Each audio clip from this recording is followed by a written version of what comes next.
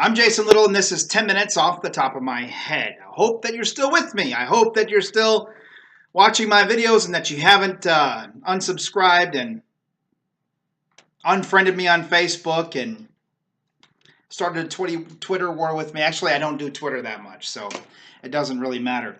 Okay, so let's go over the ground rules. A great blessing is coming, and I want to go over the ground rules, and they've changed a little bit as we continue to progress towards that great blessing. Number one, Jesus is Lord, and Jesus is coming again. Number two, Satan is a liar and the father of lies. Number three, we all suffer from cognitive dissonance. And there is a cure, and that cure is critical thinking. Number four, they are the Illuminati. The Illuminati is an adjective, not a noun. They are a group of people who are illuminated with secret knowledge. Number five, they are of their father, the devil. Number six, the science is never settled. And number seven, today's scientists have substituted mathematics for experiments, and they wander off through equation after equation and eventually build a structure which has no relation to reality. A quote from Nikola Tesla. In this video, I want to talk to you about the book of Genesis. And is Genesis history? There is a tremendous, absolutely must-see TV documentary on Netflix right now called Is Genesis History? Please do yourself a favor. Take an hour and a half and watch that documentary. It is done by a man who is a computer scientist, and he interviews He interviews paleontologists. He interviews He interviews astronomers. He interviews microbiologists, biologists, marine biologists. He interviews all the ologists, geologists, and he goes through the two main events of Genesis, which are the flood and the creation, and he questions these scientists about these things. And each one of these scientists, by the way, they are believers. They're born-again believers. They believe in God. They believe in Christ. They believe in young earth. They believe in creationism. And they tell you why they believe in it. And it has to do with science, real science, not scientism. And that's something I haven't talked about for a while, which is scientism. Scientism tells us all kinds of crazy things. And scientism gives us all kinds of crazy constructs, like Nikola Tesla said. They wander off through equation after equation, and they eventually construct a structure which has no relation to reality. And I want to impress that upon you as you watch this documentary. I hope that you will. I really do. I hope that you'll watch it. That the earth was created in 6 literal 24-hour days, that God himself created the earth. He spoke it into existence. He created man out of the dust of the ground, and he breathed into his nostrils the breath of life. He created woman from man. He took a rib from Adam, from his side, not a piece from his head or a piece from his foot, but from his side, so that she would be his helpmeet. That's the Bible way. That's the God way. Man and woman working together in a partnership with God to do the work of God. The work of God was for man to have dominion over the earth. We are not given dominion over space, as I mentioned in my last video, and that I don't believe that man has any business trying to explore the stars when man hasn't even finished adequately exploring the earth. Take Antarctica, for instance. What do we really know about Antarctica? We don't even hardly know how to say Antarctica. It's a very difficult word to say if you look at how it's spelled. It's Antarctica. So what do we know about it? Well, we know that it's cold.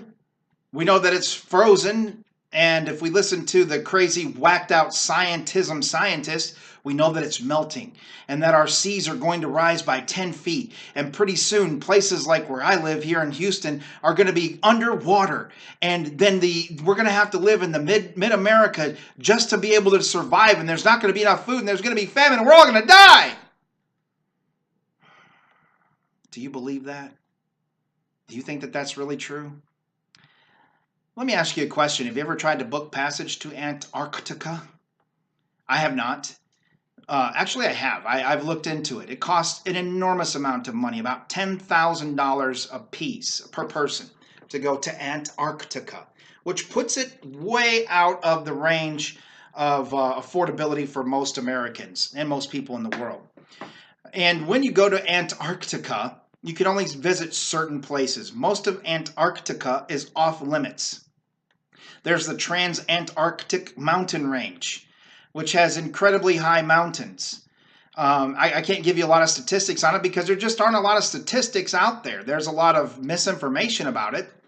But Admiral Byrd visited Antarctica several times. I believe he went a total of 3 times. And he did a great interview. You can look it up on YouTube. Type in Admiral Byrd Antarctica, and you'll find an interview that he did with Longines Chronograph Hour or something like that. It's an old show from the 1950s from the 1950s where he gives an interview to these guys about Antarctica, and he describes in pretty good detail what's down there. And he describes a land past the South Pole, the other side of the South Pole, that is larger than the United States, that has unbelievable resources, minerals, coal, gold, silver, possibly oil, possibly uranium, and it's all off limits. Because in 1958 there was a treaty signed by 60 different countries that we would not exploit the resources of Antarctica. Now, friends and family, why would they do that? Is there something down there that they don't want us to know about? Are there things happening in Antarctica that are affecting the rest of the country, or the rest of the world?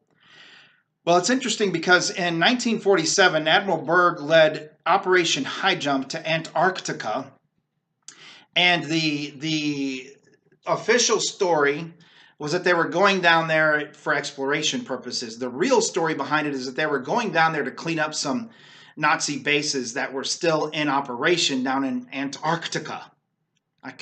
I'll tell you what, it's tough to say Antarctica all the time. We all just usually say Antarctica, just like February. We don't say February like it's spelled. We say February, right? Antarctica. Okay, so he went down there to mop up some possible Nazi bases. Well, he took a bunch of planes and a bunch of a naval task force. You can look it up, and I encourage you to look everything up that I say. Don't believe me? Look it all up. It's all there, and you can read in black and white. You can watch videos on it. You can watch documentaries on these things.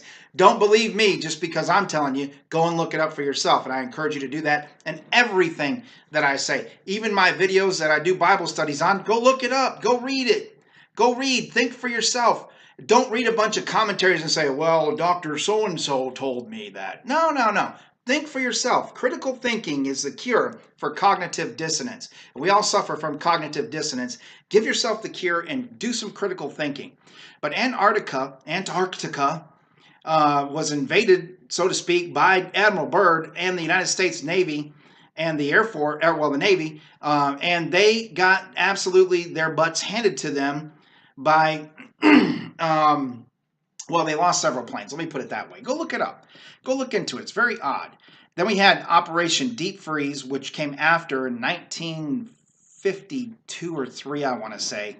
They went down there and began to construct bases in Antarctica.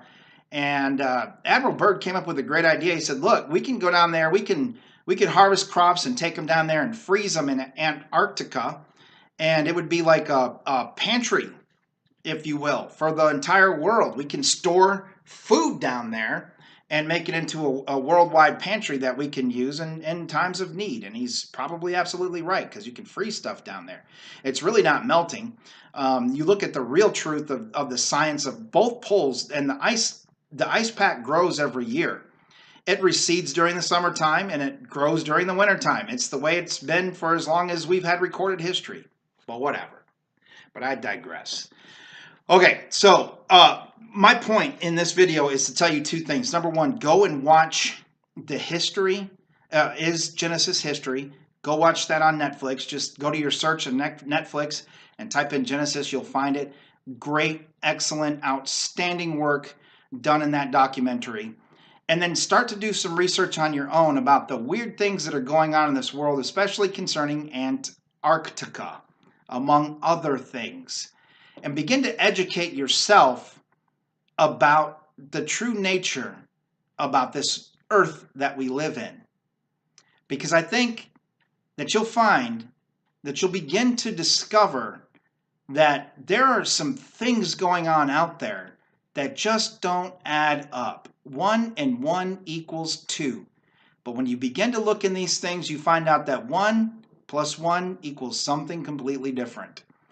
And I hope that you'll join me on this journey. It does have to do with our coming closer to this great blessing.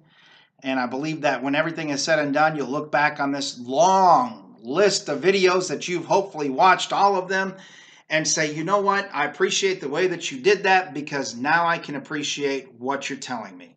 So God bless you. See you on the next video.